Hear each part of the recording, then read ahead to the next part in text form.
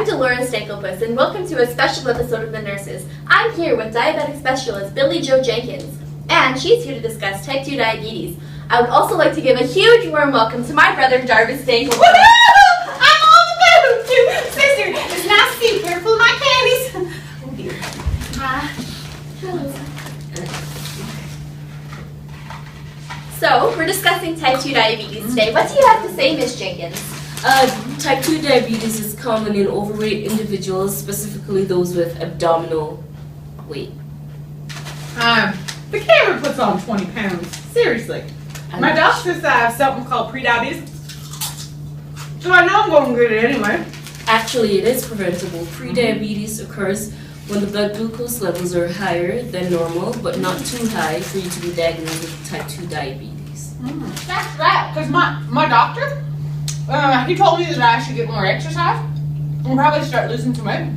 So I moved my mini fridge, that I had with 7 cups, back into my kitchen now. Dr. Vic, you're absolutely right. What your doctor said about healthy eating, exercise, and having even a moderate amount of weight loss can prevent diabetes.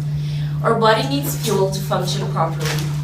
Food is our body's source of energy, and it is converted into glucose within the body during digestion. The human body requires glucose in order to create ATP. ATP is what our body uses as energy. The cell membrane is not completely impermeable. Insulin acts as a mediator. The beta cells of the pancreas produce insulin.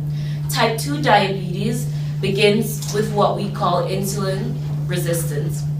Insulin resistance is normal or above normal levels of insulin in the blood, causing the cells to be unresponsive, leaving excess glucose in the blood. So thank you, Billy Jo Jenkins. I'm just going to show our audience here an example of a negative feedback loop. Our body works to maintain homeostasis. Homeostasis is maintenance of constant conditions within the body. So when we eat a meal, our blood glucose levels rise. Then that causes our pancreas to release insulin. When insulin is released, it goes to the cells where the cells take up more glucose. Then the rest of the insulin goes to the liver where it's converted glucose into glycogen. So that brings the body all the way back down to homeostasis. It works similarly when we skip a meal. Our blood glucose levels drop and our pancreas releases glucagon. So then when the pancreas releases glucagon, liver breaks down the glycogen into glucose, causing our body to return back to homeostasis. Oh, sister, that don't make no sense. I'm no freaking furnace. I don't have no negative feedback loop. Yes, no. I'm going to explain what would happen to your body if your prediabetes was not treated. Okay. I'm going to do this by using a lock and key analogy to discuss the insulin distribution within our body. Do you know how a key unlocks a door? Of course. Yes, so insulin can act in the same way. Insulin acts as the key to unlock the cell membrane in order to allow glucose that's circulating within our bloodstream in order to enter into the cell membrane to provide our bodies with energy. Does that make sense? Yes. Okay, so with type 2 diabetes, 2 problems can happen together or separately. Either our body is producing a whole bunch of keys, or insulin, but they're just not working, they're not fitting right, so they can't go into the cell to unlock it. Okay.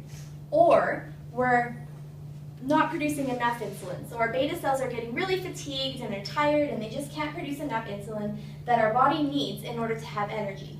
Oh. Does that make sense? Yeah. My doctor was saying something about proteins the other day, but I eat so much fried chicken, I should be good, right? Actually, Jarvis, no. That's the wrong kind of protein What? to be eating. Proteins are an energy-providing macronutrient. They're broken down into glucose and they're used for energy. This process is known as gluconeogenesis.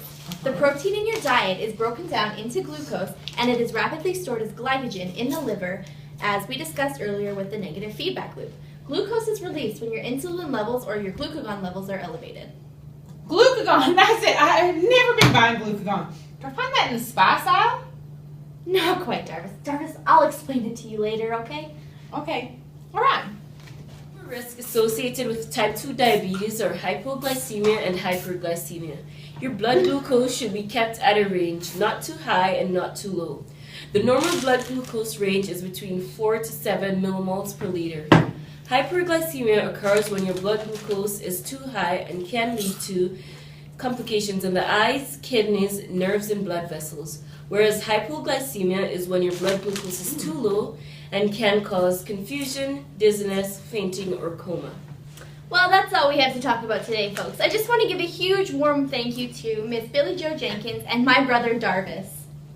Thank you, everybody! Woo! Have a great evening.